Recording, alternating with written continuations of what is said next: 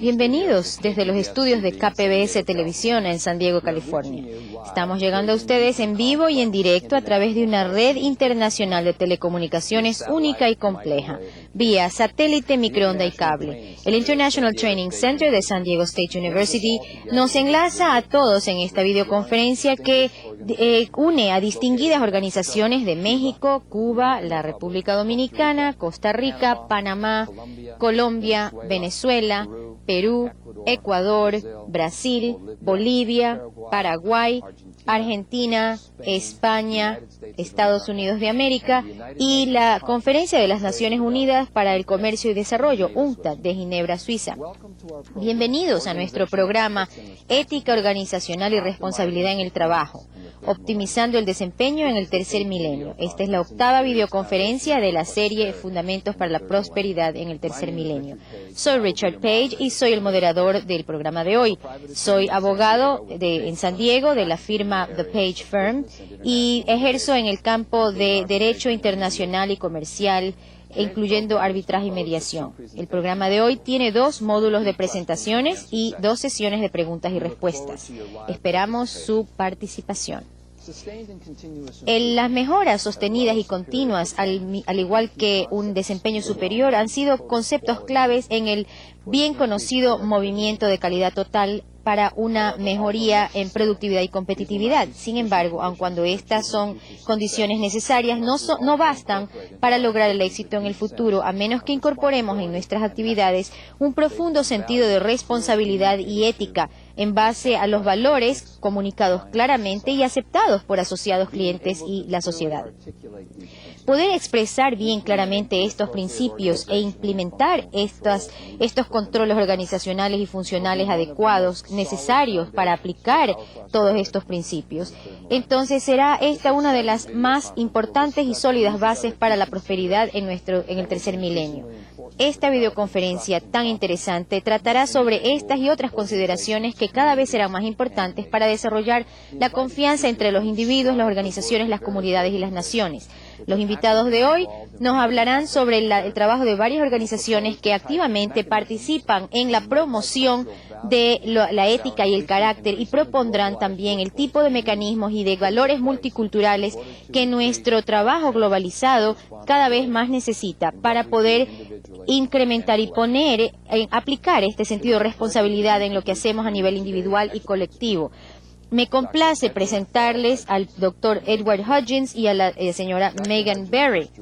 El doctor Hudgens es director de estudios reglamentarios en el Instituto Cato de Washington, D.C., donde se especializa en política agrícola, de farmacéutica, de trabajo, espacio, del comercio, de transporte y en el análisis comparativo de reglamentaciones internacionales. Algunas de sus funciones anteriores han tenido que ver con cargos en el Joint Economic Committee del Congreso de Estados Unidos y el Centro para el Desarrollo Económico Internacional de la Fundación Heritage.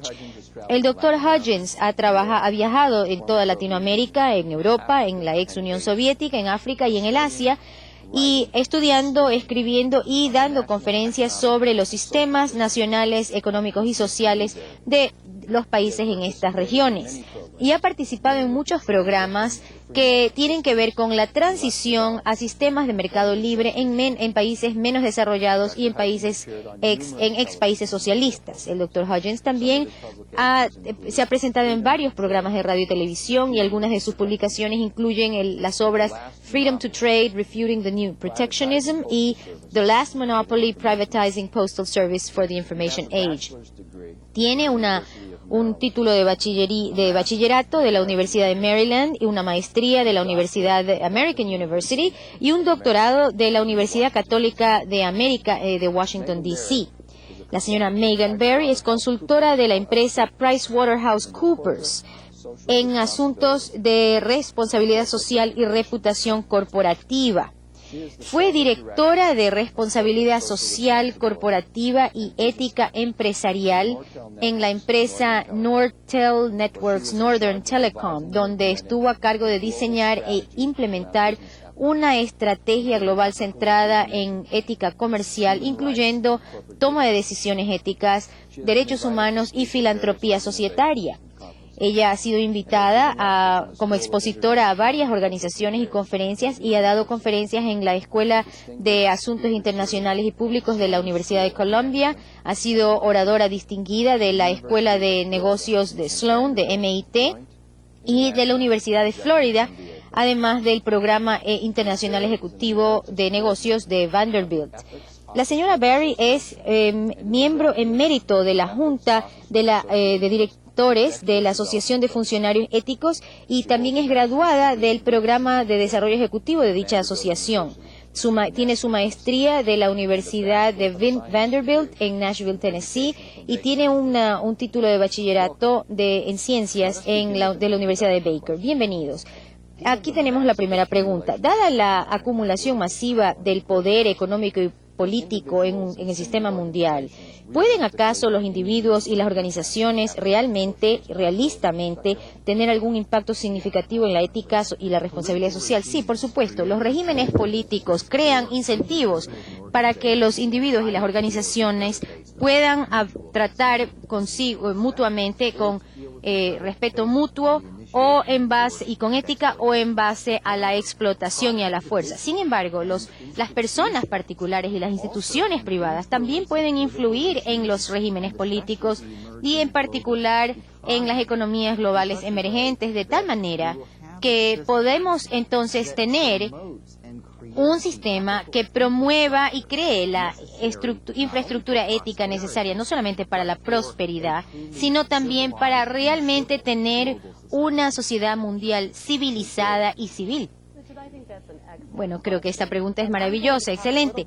Y voy a hablar un poco sobre lo que puede hacer una organización privada y una persona puede hacer y cómo pueden implementar programas y enfoques que les va a ayudar a ser éticos. Gracias por sus comentarios. Empecemos ahora con el módulo 1, en el que el Dr. Hudgens tratará sobre las relaciones entre los negocios y cómo estos van a ser gobernados por consentimiento mutuo o por el uso de la fuerza y las implicaciones de estos principios a nivel de regímenes económicos y políticos que podrían emerger y surgir en el nuevo milenio. Gracias.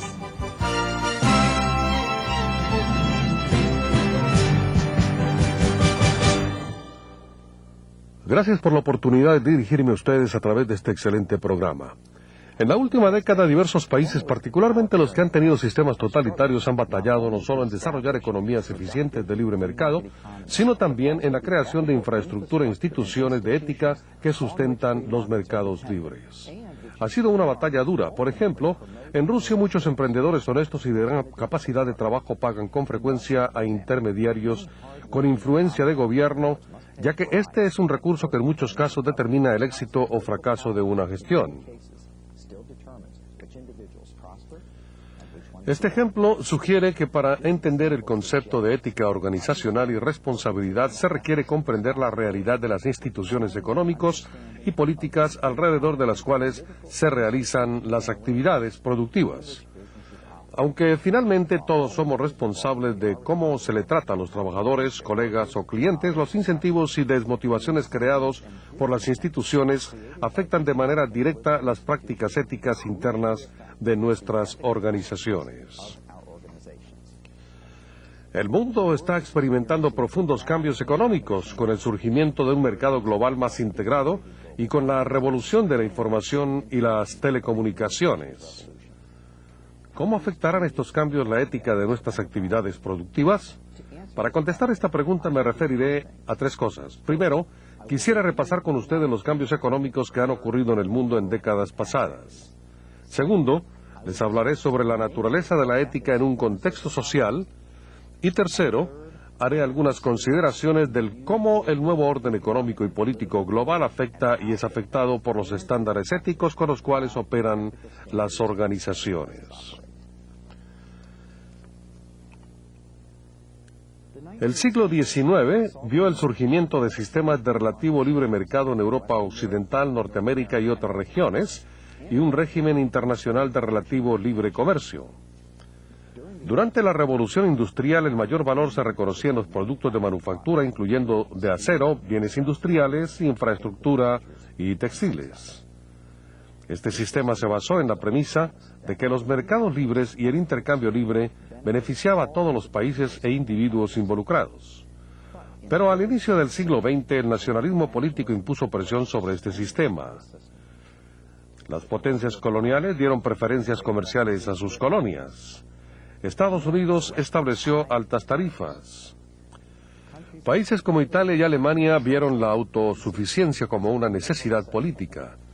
Y por supuesto, la Unión Soviética se quedó fuera del sistema mundial de comercio.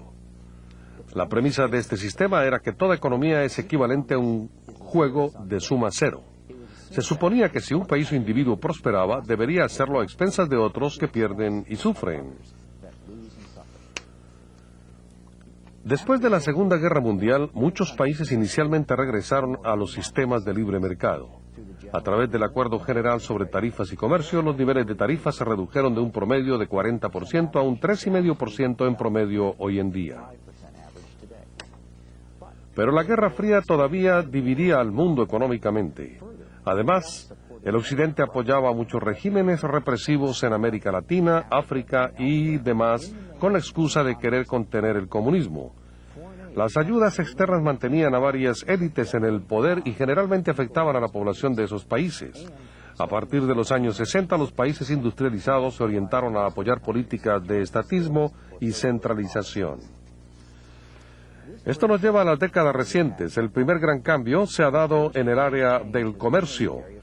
Las barreras formales al comercio continúan cayendo.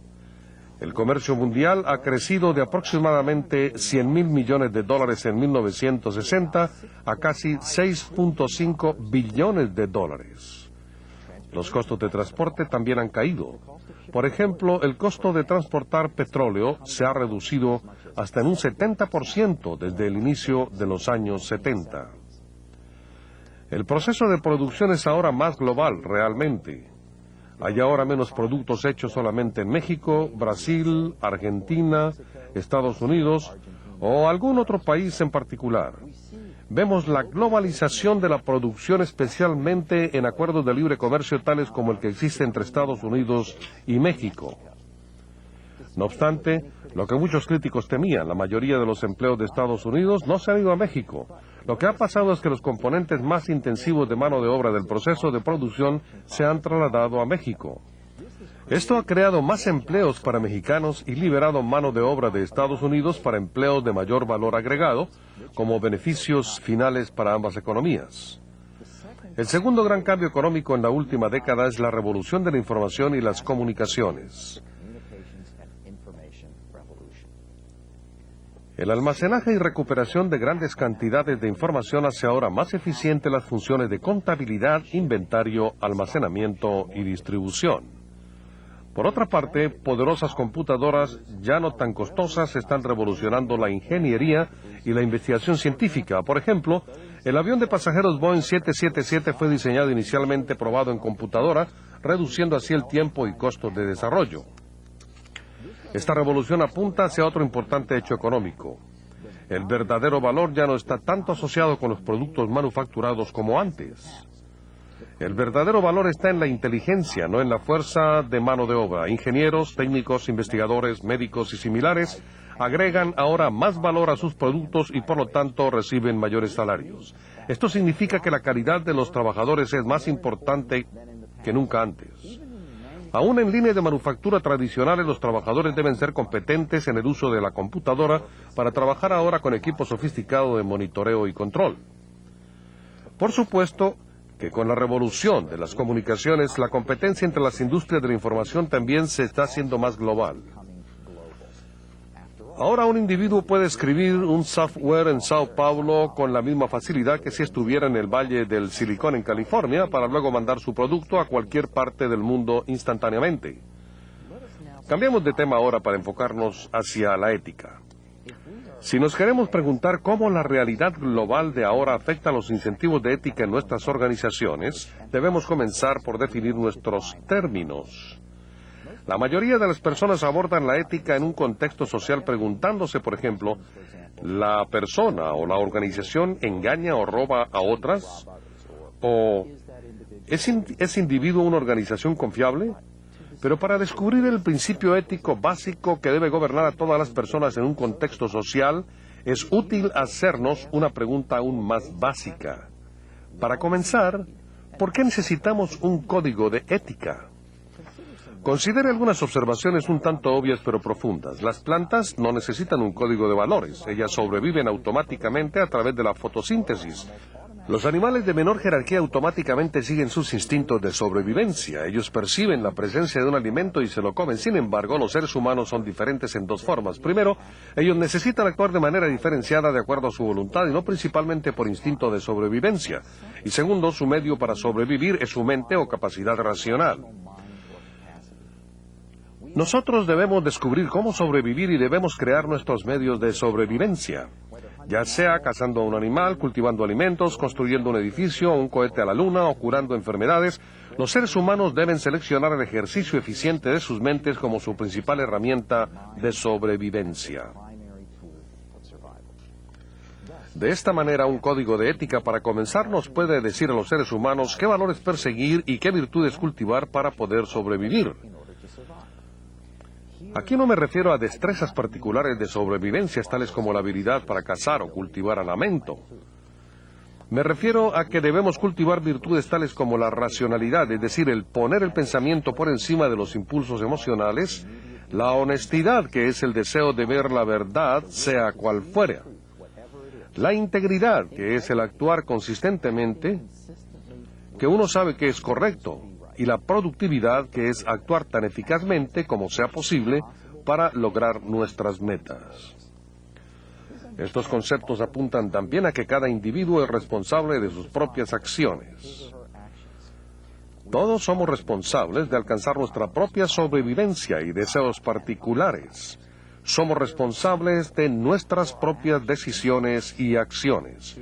Es nuestra responsabilidad enfocar nuestras mentes hacia la determinación de cómo podemos alcanzar nuestras metas. El filósofo Ayn Rand dijo que, así como el hombre es un ser de riqueza autocreada, también él es un ser de alma autocreada. Estos sentimientos han tenido eco en muchos pensadores orientales también. Buda dijo, uno mismo se gobierna a sí mismo. ¿Quién más pudiera ser el gobernante? Pero la mayoría de las personas estarían de acuerdo que la vida tiene más que ofrecer que la sobrevivencia.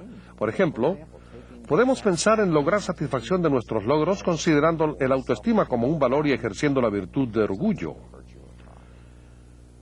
Esto significa compartir nuestras alegrías propias con la familia, amigos y demás. Ciertamente, Aristóteles estaba en lo correcto al decir que la meta mayor del hombre es la felicidad o el vivir una vida plena y floreciente.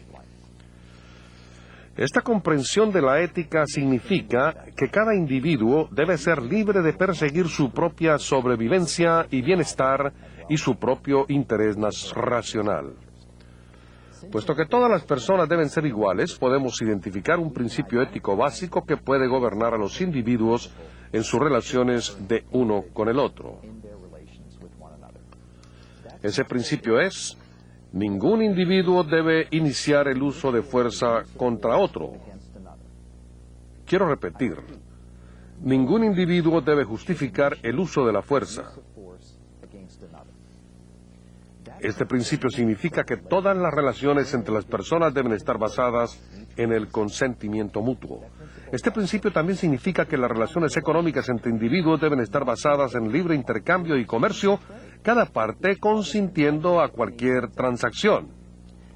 Esto implica que los precios a los cuales los bienes y servicios se venden y las cantidades en las que se producen deberán estar basados en la oferta y la demanda, porque la llamada oferta y demanda es simplemente otra forma de expresar el concepto de comercio voluntario entre individuos.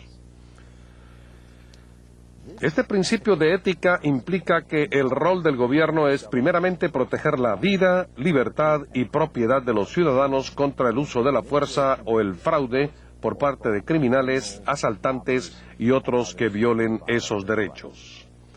Este régimen debe mantener leyes objetivas y específicas para definir qué actos antisociales se prohíben y para proteger los convenios o acuerdos entre ciudadanos.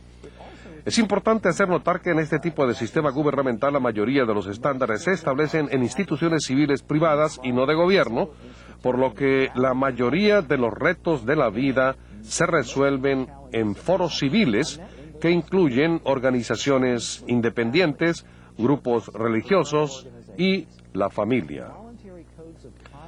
Los códigos voluntarios de conducta y de ética que gobiernan las relaciones entre organizaciones privadas en Estados Unidos son un componente importante de la sociedad empresarial y civil. Por ejemplo, los códigos de responsabilidad profesional documentan códigos voluntarios a los cuales se adhieren muchos administradores, profesionales de la salud y abogados. Frecuentemente son los códigos no escritos los que constituyen la infraestructura ética que respaldan a una sociedad libre y pacífica. En Japón, por ejemplo, la mayoría de las personas consideran que no es honorable demandar legalmente a otra persona y prefieren resolver los conflictos con base en el consentimiento mutuo. Por lo tanto, existen relativamente menos abogados en Japón que en Estados Unidos y los costos legales son más bajos en Japón. Consideremos ahora algunos de los atributos de un mercado libre. Primero, individuos y empresas sobreviven y prosperan en un sistema de mercado produciendo bienes y servicios con los cuales alguien está dispuesto a comerciar. En otras palabras, la riqueza es creada, no obtenida a expensas de otros. Esta es la razón del por qué en Estados Unidos hablamos de la virtud de hacer dinero y por qué las empresas orgullosamente buscan obtener utilidades. El fundador de la empresa Microsoft, Bill Gates, es el hombre más rico sobre la Tierra, con 10.000 millones de dólares en activos, porque él ha creado bastante más que esos 100.000 millones en riqueza y beneficios adicionales para millones de consumidores. Segundo, en un mercado libre, toda persona tiene el incentivo para actuar como emprendedor, buscando oportunidades económicas y no esperándolas pasivamente. Estamos acostumbrados a pensar en que, por definición, los empresarios son emprendedores que se benefician ofreciendo bienes y servicios para satisfacer a clientes, pero la virtud de ser emprendedor debe ser cultivada en todo individuo que actúa en el mercado, incluyendo a cada trabajador. Esto es especialmente cierto en mercados rápidamente cambiantes de tipo global. El pensador del libre mercado Ludwig von Mises hace notar que las distinciones que hacemos sobre los roles económicos, por ejemplo, entre consumidor y productor, son en realidad artificiales. En un mercado libre, cada productor es también un consumidor y cada consumidor es también un productor. Con respecto al trabajador, Mises dice que si ha adquirido las destrezas necesarias para el desempeño de ciertos tipos de trabajo, él ya es inversionista. El trabajador es un emprendedor empresario en la medida en que sus salarios son determinados por el precio que el mercado permite para el tipo de trabajo que él puede desempeñar. Un tercer atributo de las organizaciones es un sistema de libre mercado en que ellas siempre enfrentan la competencia. La competencia impulsa a los emprendedores siempre a buscar formas para producir nuevos y mejores bienes y servicios a menores precios o a introducir nuevos bienes y servicios. Un sistema de libre mercado exige que cada individuo dé su mejor esfuerzo, que éste piense, vea hacia adelante y vaya mejorando sus capacidades individuales. En razón de la competencia intensa, los bienes y servicios que antes pudieron ser considerados de lujo y que solo los ricos podían aprovechar se han convertido en cosas que pueden ser hasta por las personas más modestas económicamente. En un sistema de mercado, productores eficientes tienden eventualmente a cerrar sus empresas o quizá cambiar su giro de actividad. En Estados Unidos, por ejemplo, alrededor del 8% de las empresas y empleos se eliminan cada año, pero muchos más se crean cada año. Consideremos los incentivos éticos creados por un sistema de mercado. Los emprendedores deben ejercer autodisciplina y responsabilidad personal, ya que cada persona es responsable de su propio destino económico. Aristóteles hizo notar que todo individuo tiene un fuerte incentivo de tomar responsabilidad por la propiedad de la que es dueño en forma exclusiva. Por ejemplo, se ha dado una importante transformación ética, social y económica en Chile, donde el sistema de retiro de seguridad social se ha privatizado, haciendo que las personas sean dueñas de sus propias cuentas de ahorro patrimonial como propiedad privada y donde dichos fondos ahora se invierten en acciones y valores. Bajo tal sistema, todos los ciudadanos chilenos, incluyendo a los trabajadores, tienen interés personal de actuar de una manera más responsable hacia las organizaciones en que trabajan y hacia su economía en general. Muchos de los anteriores conflictos entre clases se han reducido a medida que los trabajadores ahora leen con interés los periódicos financieros y consultan el mercado de valores para enterarse sobre sus fondos de pensión. En un sistema de mercado, los emprendedores tienen un sentido de eficacia personal. Todos ellos viven diariamente la responsabilidad y control de sus propias vidas y aprecian el hecho de que no son piezas indefensas de fuerzas externas e impersonales en relación con su trabajo. Un sistema social basado en las relaciones voluntarias entre las personas se puede comparar a un sistema en el cual es aceptable que un individuo o grupo inicie el uso de fuerza contra otros, sistema donde la fuerza hace el derecho. En tal sistema, los empresarios tienen el incentivo de adquirir influencia política, utilizar el gobierno para extraer favores especiales o ponerles obstáculos a los competidores. En ese caso, la prosperidad no llega solamente de la creación de la riqueza, sino del tomar la riqueza de otros también. Es crucial entender que particularmente en muchos países menos desarrollados, algunas organizaciones se benefician empleando la fuerza de gobierno para limitar a los competidores potenciales. Pero la falla no recae sobre el sistema de libre mercado, sino en la falta de libertad económica. La corrupción clásica tiende a ser parte inherente del sistema de poderes